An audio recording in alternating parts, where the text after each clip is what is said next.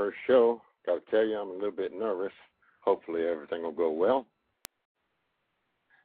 Okay. Let's see here. Doesn't appear like anyone's trying to call in, so I made a couple observations lately. I'm not religious, but I know the primary message of the Bible is love. So it surprises me that in our country, with over 80% of its populace claiming to be Christians, we sure got a lot of hate going around. At a recent California rally for the No on Proposition 8, a Sacramento minister for the Westminster Presbyterian Church named David Thompson, said, we need to ask what is the most loving thing we can do. And he continued by saying we can honor and respect our Supreme Court's decision and the laws of our land. We are a nation where the majority upholds the rights of the minority and does not legislate them away. The article debunks some of the half-truths the folks on the Yes on 8 campaign have been spreading around. Many have heard the story about the Catholic Charities adoption agency up in Massachusetts. According to the Yes on 8 folks, they closed down because of gay marriage in Massachusetts. But this is not the truth. They closed because of gay anti-discrimination laws passed many years earlier.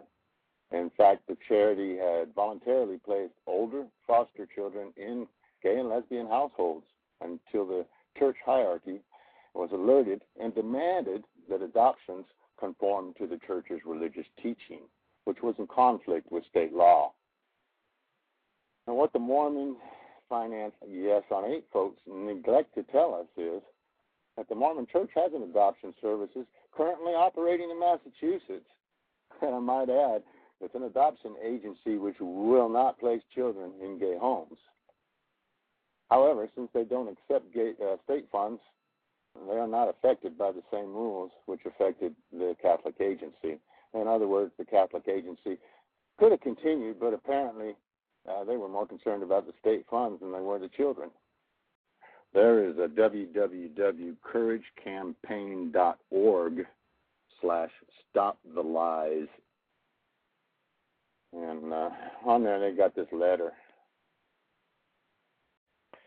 Anyway, the letter they're going to send to President Prophet Thomas Monson. And her letter reads as follows. One of the most cherished freedoms granted to Americans in our Constitution is the freedom to choose our own religious beliefs. It is a freedom we firmly support, but that freedom also brings an obligation on the part of churches to not impose their religious beliefs on other churches, on the rest of society, or to dictate public policy. Under your leadership, your church is now actively doing all of the above by supporting the campaign to pass Proposition 8 here in California. We are particularly troubled that your church is funding television and radio ads that are lying to Californians about the effects of a no vote on Proposition 8. We are disappointed that you have chosen to break with the 9th commandment, thou shalt not bear false witness. The ads that you have funded bear false witness by not telling Californians that parents actually have absolute rights to remove their children from sex education classes, unlike in Massachusetts. We ask that you recognize that every education authority in the state has rejected the lies and distortions of the Prop 8 campaign, including the California Teachers Association and the California School Boards Association. We also ask you to listen to a member of your church, Brigham Young University adjunct law professor Morris Thurston, who has called on the Mormon Church to instruct its members that reliance on misleading and false consequences is not worthy of our basic values of honesty and fair dealing. We are especially saddened to see your church, which has suffered discrimination and loss of basic legal rights based on lifestyle and belief in the past, now attempting to do the same thing and take away Californians' rights. We had hoped your church had moved beyond its discriminatory past when you rescinded the ban on African Americans entering the priesthood in 1978. We fully respect your religious freedoms, but your freedoms do not include the ability to take away rights from anyone. We, the undersigned, call upon you to direct your church to cease funding the Yes on A campaign and to cease all forms of advocacy for Proposition 8. We ask that you stay out of our state's governance. We ask you to respect the religious freedoms of those churches that choose to conduct same-sex weddings, just as we respect your church's right to refuse to do so. We ask you to uphold both the spirit and the letter of the California and the United States Constitutions and not attempt to eliminate the fundamental rights of Californians. Sincerely, the undersigned. All right. I saw someone come in there, but there again, if you want to sign that thing, it is www.couragecampaign.org/stopthelies. And that's plural. More than one lie, you know. Let's see. Looks like I got someone on the line here. Let's see if I can pick this up. Okay, I think we're back. You there, Coach? Yeah, I think I'm here, but I'm having issues with my phone, so hold on one second. Okay.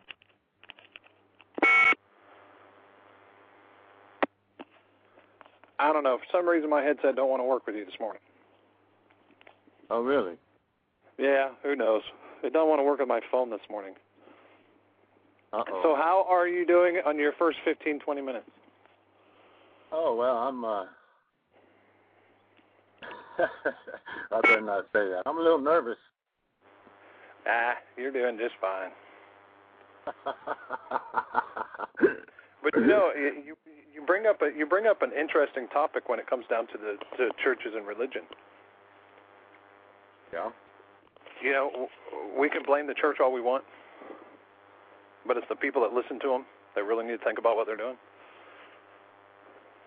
Oh, yeah, I hear you. You know, your pastor only has as much power as you give him. Or yeah, that's true. Whatever label or title they're put on. And that's some of the things that I found the most. That's what I found the most in every religious debate I've gotten into. Is that it always comes down to the people that listen to them. Yeah, that's true. You know I don't understand it. It, quite frankly, amazes me. But, you know, I guess I'm a non-believer, so it's easy for me to say.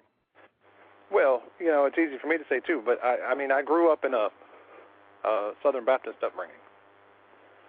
So it was very much for us to experience the fire and brimstone, and if you don't do this, you're going to do that. You know, if you don't do this, you're going to burn in hell, not about what's going to be right, what's going to be wrong. You know, you're whatever it is. I mean, I have a friend of mine that the Catholic Church, after his mother was whatever the hell they call it when they kick them out of the church, she got divorced. So she got excommunicated. I think they call it excommunication, yeah. Yes. Then she got a letter a few years later that said, you can come back to the church, but it's going to take a $2,500 donation. Oh.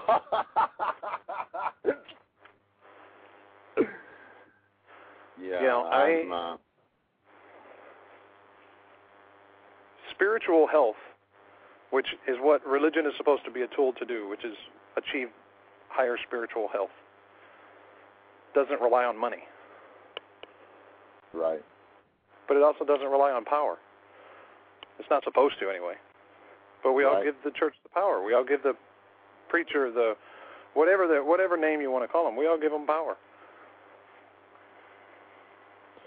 Yeah, and that's that's where things got to change.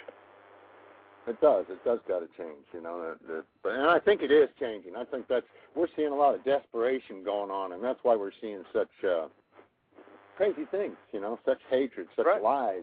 It's desperation. You know, it's interesting. I've been told that homosexuality is going to be the death of the church, or death of religion. They can't accept the fact that it's their own views that's going to be the death of their religion. That they are they're the cause of their own problems. Oh yeah, I was just reading this morning about Latter-day Saints, how they expect this thing with Proposition 8 to affect them for another generation anyway. Well, it's going to affect them for the entire existence they're around. Right. If they keep their way, if they keep their ways. I mean, we got so many religions that rely on rules from 1,000 years ago. How are you going to apply a rule from 5 years ago to today, as people in countries and everything evolve? Yeah, the rules got to evolve too. Right. And we had a guest come in there. Let me put the number out again. The call-in number for anyone that wants to call in. Open mic, say what you want. We've got 347-237-5246. Give us a call and speak your mind. And I don't care what anybody says. It's okay to let Asian people spank you with leather paddles. It's okay.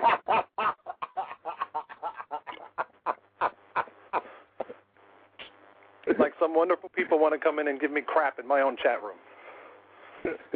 Now, I wouldn't have any idea. I don't associate with people like that. Exactly.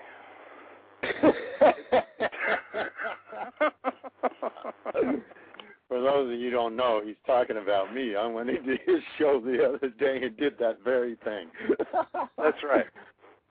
Because I decided to tell people that nobody can touch my butt unless I tell them they can, unless they get my permission. And he starts screaming out, unless they're Asian with a leather paddle.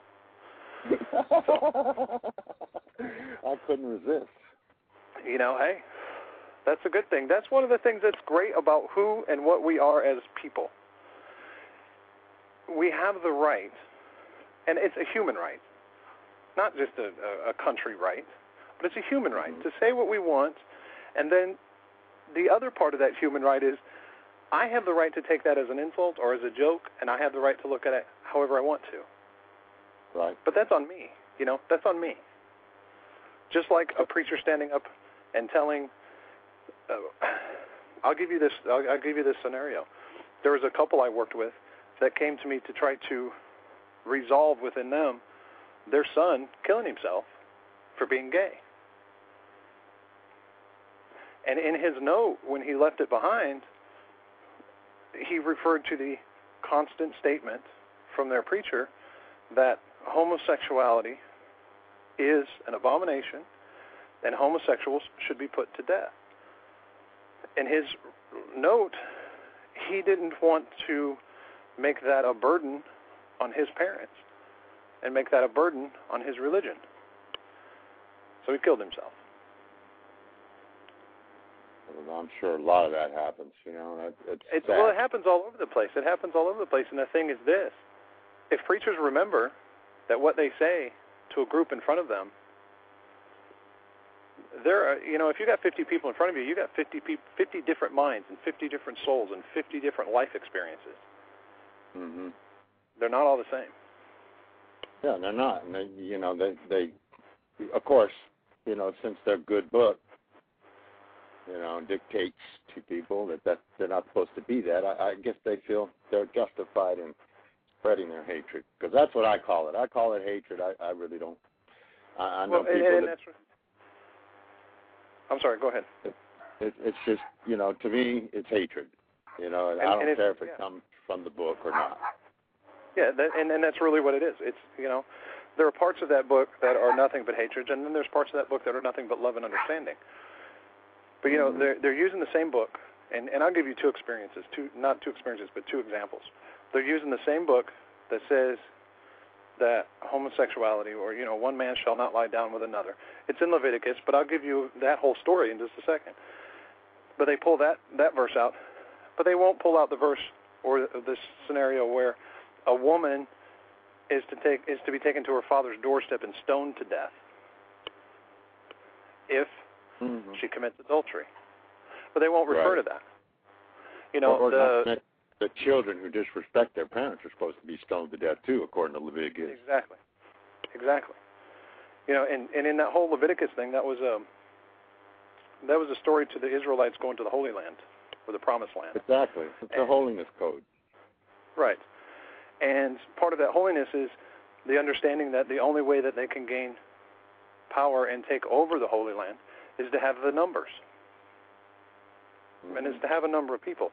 So in there, when it refers to one man shall not lie down with another in the same, I'm paraphrasing, it's not an exact quote, but one man shall not lay down with another in the same terms as with a woman, or whatever it is. Do you know that's referencing the fact that men and women are supposed to lay down with each other to create children? Right. So if you lay down with a man, if one man lays down with another man to create children, and the intent to create children, now you're an abomination because it's physically not possible. Mm-hmm. So it has nothing to say about homosexuality as a general deal. It's all simply about creating the numbers to take over the Holy Land, or the Promised Land, or whatever they wanted to call it. There's another interesting... Offers. Right, exactly.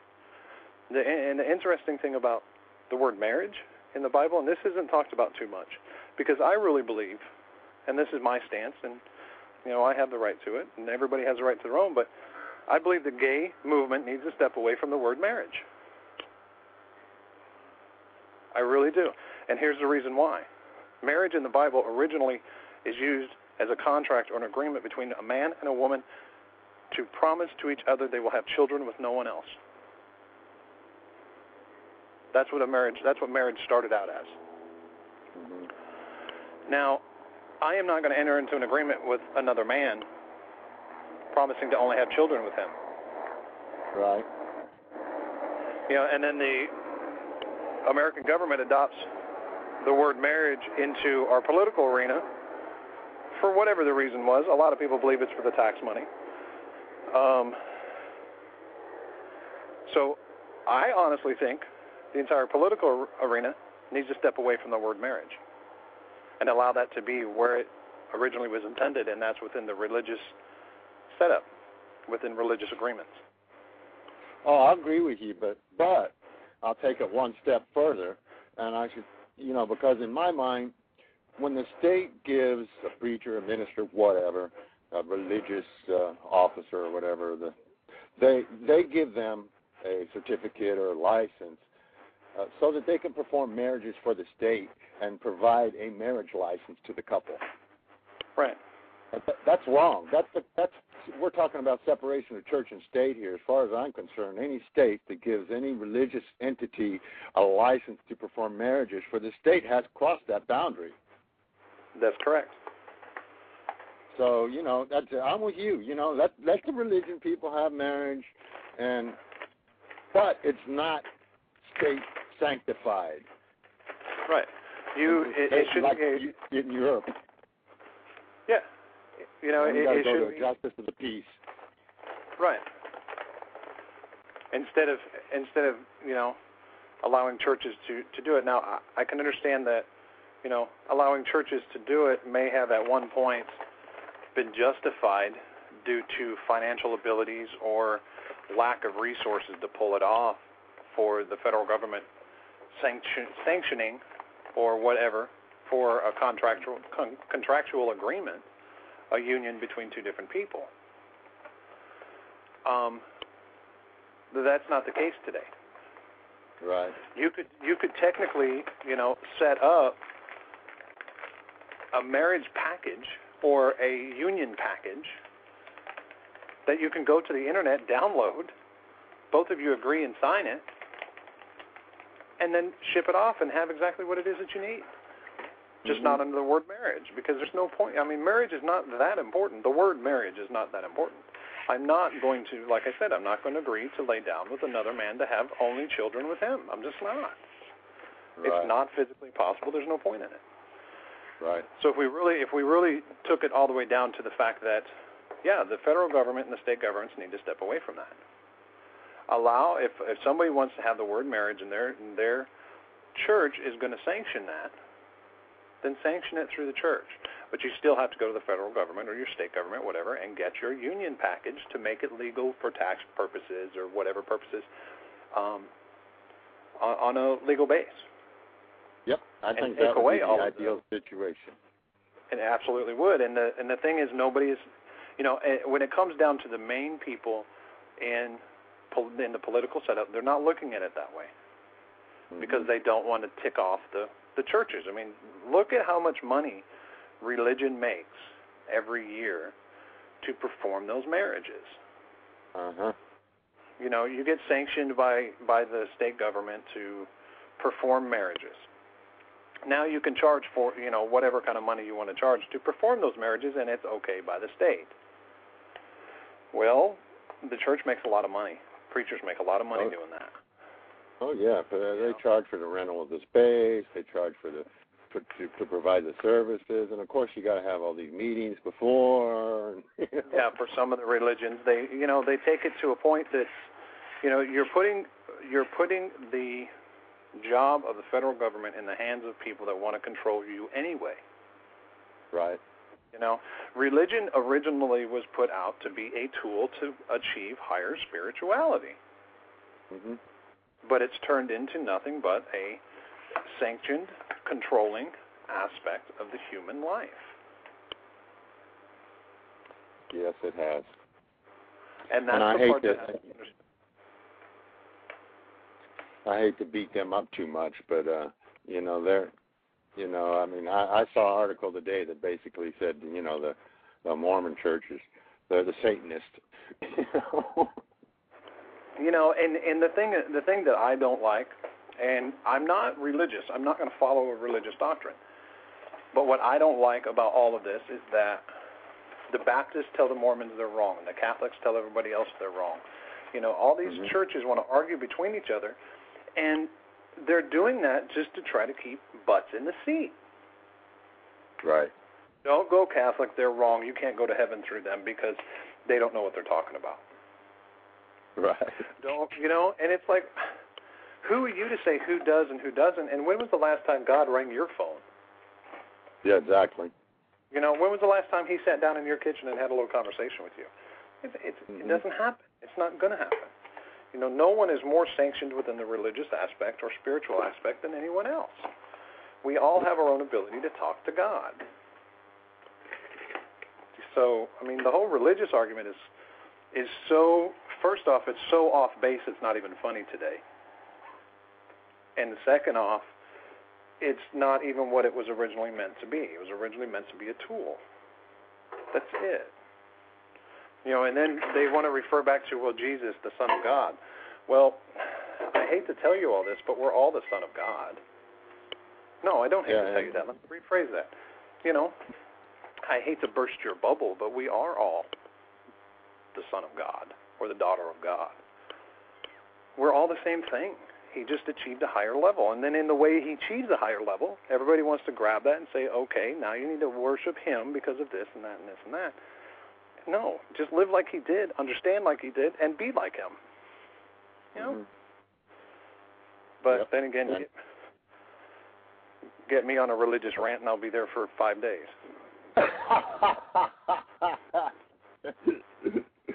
Yeah, there's a lot to be said, but the bottom line is they're free to believe how they want to believe, but as some of the stuff I've already noted states, they're not free to impose that on me or anyone else. Well, that's correct. I mean, you have, no matter what your belief system is in your life, as long as it's working for you, that's wonderful. But you give everyone else the right to have a belief system that works for them. Exactly. I mean, there's religious entities that disagree with this. I mean, we got the MCC church out there, and the Universalists and people that they're not up in arms about all this. No, but the thing is this, Tom, you have to remember, people really believe one thing, and that is fight the fight that you can win. And don't fight the fights you don't think you can win. Right.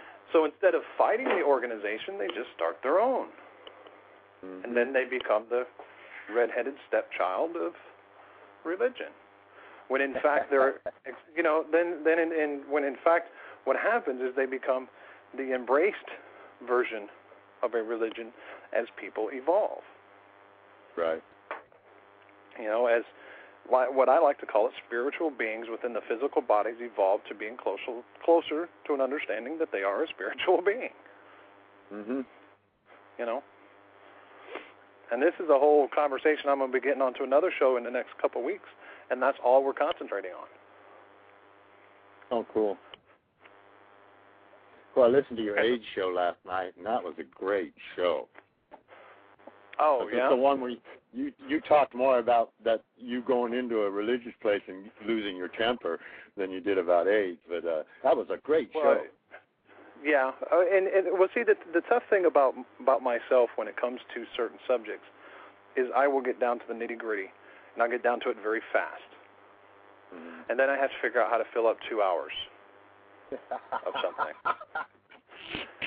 The other part about that is Robert, who was our guest that week, he wasn't able to be there for the first hour. Oh, that's what it was. Okay. Yeah, that's what it was. So we couldn't carry the full 2 hours regarding AIDS. Mm-hmm. But you know, my whole feel and understanding on AIDS, as far as it comes, it's a physical disease, and if your spirit can overcome, and this is some people find this to be very extreme, but if your body can heal a cut on your skin, which that cut is open to all kinds of things in the universe, then it can sure heal something within your body. If you can heal a bone, you can heal anything else. If your liver can grow back, you can heal anything else. Right. You know, things come down to, if you want to get specific on diseases and drugs and how people do this and how people do that, it's not even an issue of let's fight the pharmaceutical company. No, screw the pharmaceutical company. Let's not give them more power than they already have.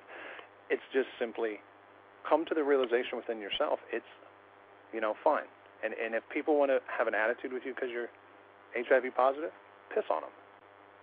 Right. You know, don't be around them. But that's part of that's a lot of...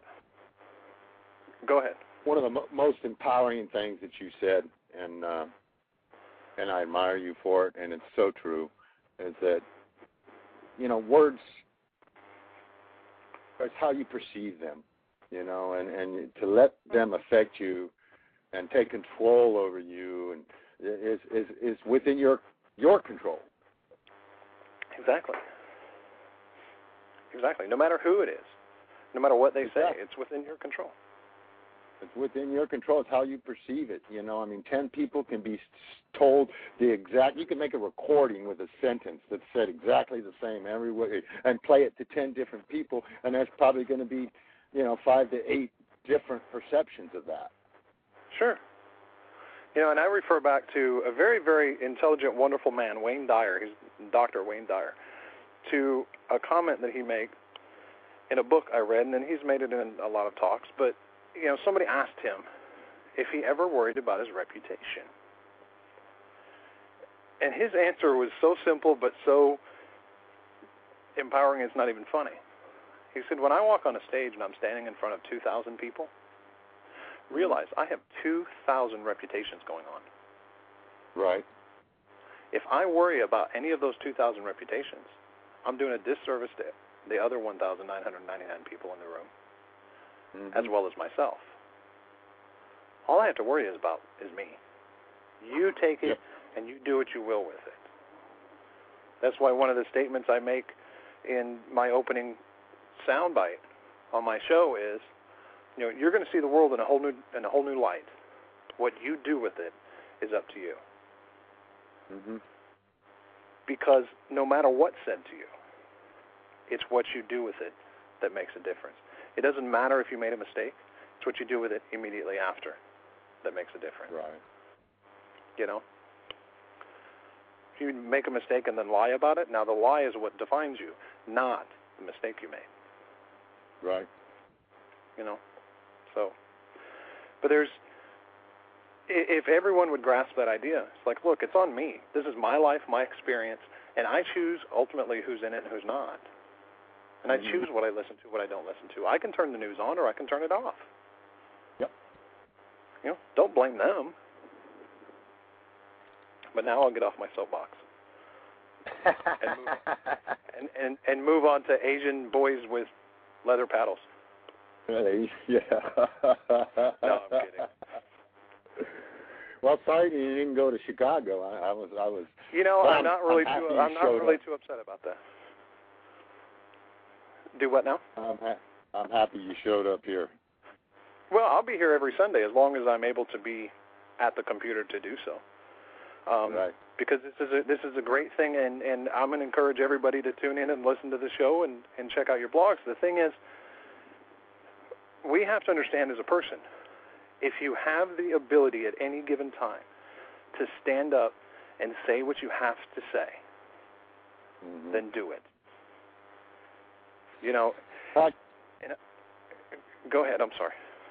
No, go ahead. Yeah, I'm going to throw in I got a little blurb, a little audio clip I want to throw in for you here. But go ahead and finish your comment. You know, and the thing is this, Tom. You are presenting a vehicle for someone with your show. It's their choice to get in and drive it. Correct. You know, what choice are you going to make? And if you don't get in and drive it, how do you know where it would have taken you? Exactly. Yeah, I know this is just the first show, so I wasn't expecting, great earth-shaking things to happen. Right. No, well, sure, no, of course. And some people are going to, they're going to be like, okay, he's got this thing going on. I'm going to listen to it when it's over with and see what he's like before I tune in. Right. It all moves that way, but I think it's very important for people that listen to your show to understand that this is a vehicle for them to use. How do you know what's going to take? I don't know if you heard all of my opening part there. Here's the bad part. I was on Pogo playing Monopoly and I was winning, so it was really slow. It got slow, so I missed some of it. Honestly.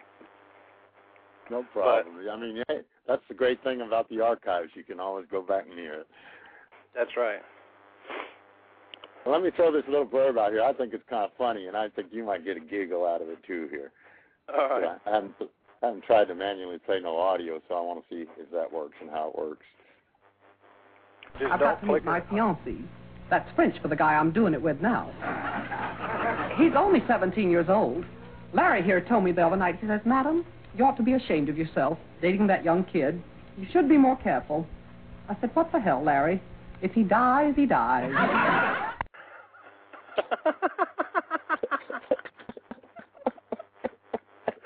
I love that. And, that's something that has to be, oh, my God, that is so awesome. That's something that has to be realized. It's your choice who you date. It's the other person's choice who they date. Nobody else has a right to make a comment about it. Yeah. And if they die, they die. Get another one. If they can't stand up to if you can't stand the heat in the kitchen, go to another room. Yeah, exactly. And try it on the washing machine, because that's always interesting. I'll have to remember that one. I haven't tried that yet. Again, for anyone out there listening that might not be in the chat room, the call-in number is 347-237-5246. Feel free to call in and speak your mind. Yeah, it's. I got some other. Did you hear about the that effigy they had of what are they calling her? Bible spice, Palin? Oh. There's so many. No, I haven't heard that. There's so many of them that are out there, though. And let me tell you something that's going to really kind of enrage some people. I feel sorry for Sarah Palin. Yeah. I really do. Her ego has driven her so far that she is about to crash in a way that she would never have imagined. Mm-hmm. And she's riding the wave. She's enjoying it right now, but what's going to happen later is something else, something that's going to... I feel sorry for her. I really do. Oh. That doesn't mean I will support anything she says, but, yeah, I feel sorry for what's going to happen. You got a little pulled in over her head, I think. She did. And it was her ego that allowed her to do it. Right. So. But, no, play it. Let me hear it. Do you have it? No, that's not an audio one. That was an article about it was a window dresser guy in West Hollywood, and he took a mannequin and he dressed it up like her, Sarah Palin. And he put it in the front of his house. He hung it from a rafter on a noose for Halloween decorations. Oh my God! The FBI got involved in it, and the mayor asked him to take it down. Yeah. There are some things that are just going a little too far. Yeah, that was a bit much. That was a bit much. Because, I mean, think about it. Let's be real. If somebody did that with a mannequin and dressed him like Obama. Oh, yeah. Imagine. I think they did. Did they? Well, I mean, it's like you just don't go too far, Mm-hmm. And that's really a wish of death. Even though it was a joke, it's still there are many, many truths said in jest. Right. So you really got to be careful about what you're doing. Even though I find it funny. Mm-hmm. Speaking of funny, since you like sound clips, I'm gonna put another sound clip, kind of a commercial here, but a funny thing. Sure. Yeah. Here we go. Dear Dad, I just finished my first week of boot camp. It's tougher than I ever imagined. But Sarge says that's what it takes to be a good soldier. Today I learned about the Army's new don't ask, don't tell policy about homosexuals. Sarge asked me to bend over. Drop down, private! I asked why. Drop down, private! I asked why. Don't ask and don't tell! Talk about a dishonorable discharge. Be all that you can be, and that's your life in the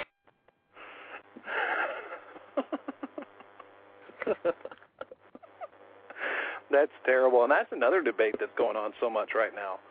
The don't ask, don't tell.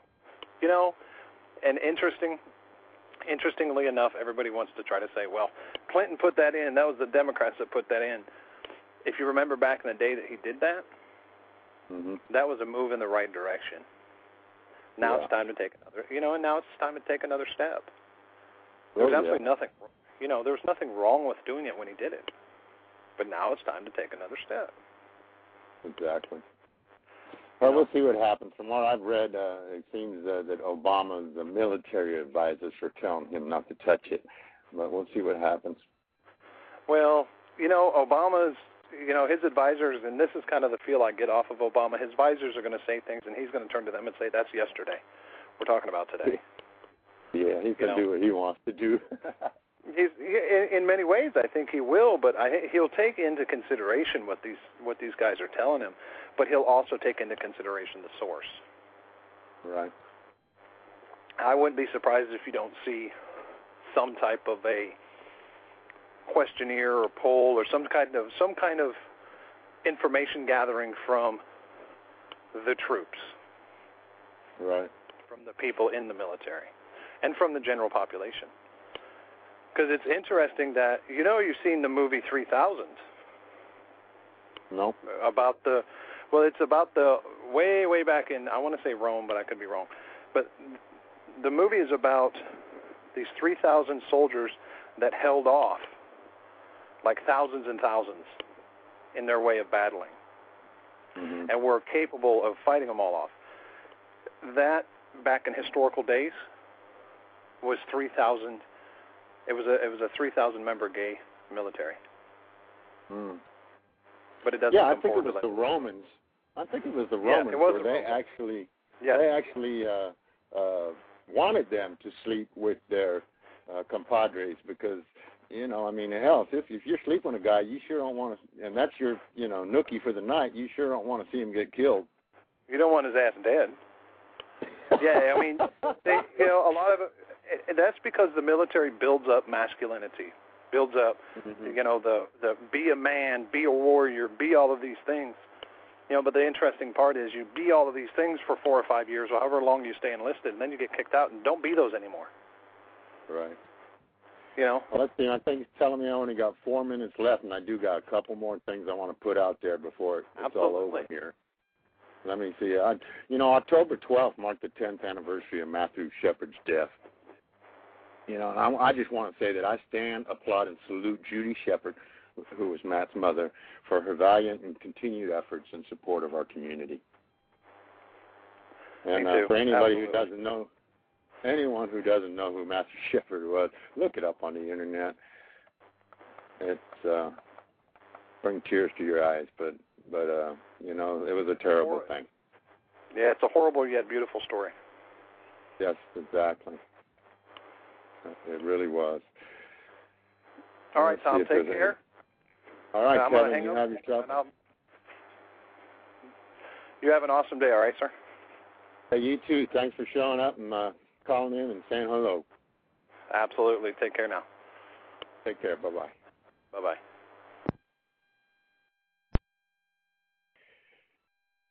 I also want to mention another thing here, and my hat's off to Pam over at Pam'sHouseBlend.com.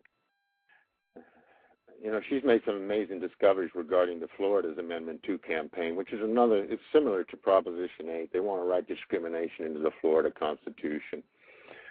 And, she's found out about $1.1 million in illegal funds generated by this one guy who created all these different nonprofit organizations where he could collect donated funds where he wouldn't have to report it, who donated it or the amounts.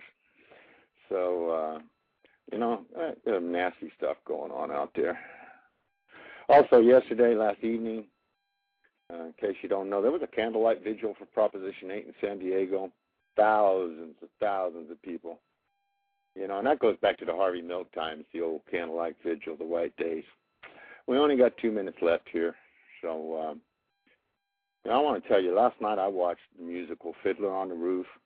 Throughout the movie, we hear the father singing about tradition. And as most of you know, they were a Jewish family living in Russia, and the times were changing. With so much talk these days about gay marriage and traditional marriage, the movie took on a new aspect with me. Kind of caught me off guard. The overwhelming message being, tradition seldom resists change, and love is paramount above all other things. So in closing, I call upon everybody to remember change, tolerance, understanding, and above all, love. I hope everyone has a good week, and I hope to see you next week. Much love. From Tom, y'all have a great one, and we'll see you next time.